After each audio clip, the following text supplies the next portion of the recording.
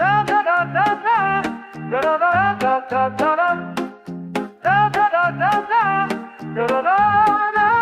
living life like a dream, feeling so high. Yeah, my crew. Боки 13.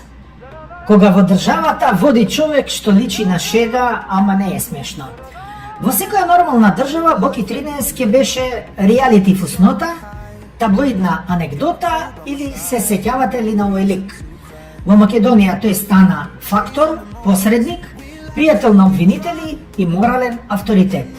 И не, ова не е приказна за тоа колку бил паметен Боки. Ова е приказна за тоа колку ниско сме паднале ние.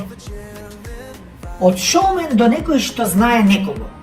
Боки не почна како криминалец, почна како нешто многу полошо за општеството како нашето.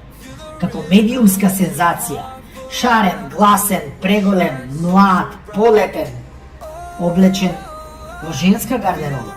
Човек што знаеше една работа совршено, како да биде забележен.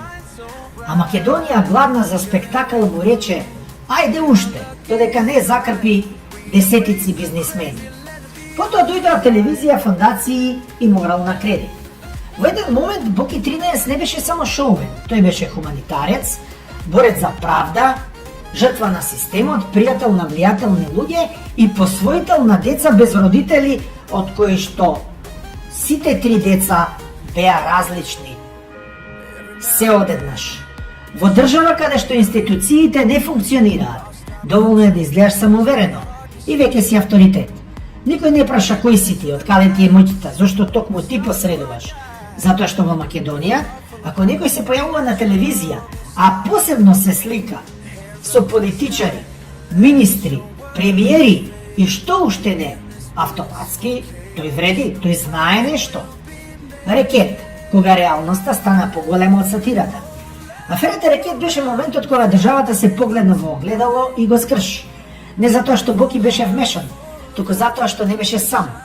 Тој не измисли ништо ново, тој само искористи постоечката шема. Влијание, врски, ќе среди, јас сум близок, обвинителката руча кај мене компир манџа. Боки не ја корумпираше државата. Државата му објасни како се прави тоа. Но, верувајте, ни тоа не беше баш сјајно направено. Па може ли еден педер и еден квази новинар да ја срушат владата? Па не може. Народот аплаудираше додека не стигна обвинението. Да бидеме искрени, додека Боки беше интересен, ние се смеевме. Додека беше моќен, се фалевме дека го знаеме. Кога падна, се правевме дека никогаш не ни бил симпатичен и јако му е, така му треба. Класично македонски. Ние не го создадовме Боки затоа што беше паметен. Го создадовме затоа што сакаме луѓе што прават шоу од срамот. И, како велат србите, убиме туѓа срамота, понекогаш. Гениалноста на Боки да ја прочита нашата слабост. Ако мораме да бидеме брутално искрени, Боки 13 не е криминален гений. Тој е психолошки гений за Македонија. Тој разбра дека народот сака гласни ликови, институциите сакаат тишина, а системот сака посредници. И тој се вклопи совршено. И ги мавна голем дел од парите. Затоа се изгледа како британска кралица, а никој не знае што работи. Крајот, кога циркусот завршува, а сметката останува. Кога заврши приказната, Боки заврши зад решетки, но приказната не заврши затоа што системот му дозволи да постои. Се уште е тука. И следниот Боки веќе чека, можеби не со розова коса, можеби со костум, можеби со титула, а и овој Боки добро котира за еден инвалид, како што го прогласи докторската комисија. А никој не праша кои се тие доктори и колку искешира. Преварант или гениалец? Боки 13 е преварант, да. Но не е најопасниот во оваа приказна. Најопасни сме ние, што сакаме спектакл повеќе од правда, што веруваме во ликови не во правила и што секогаш се чудиме кога циркусот ќе стане судски предмет.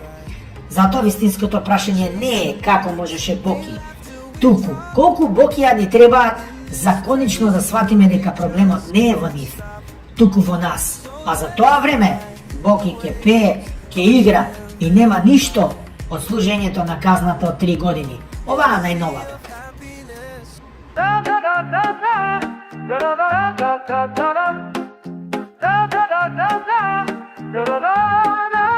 I'm living life like a dream.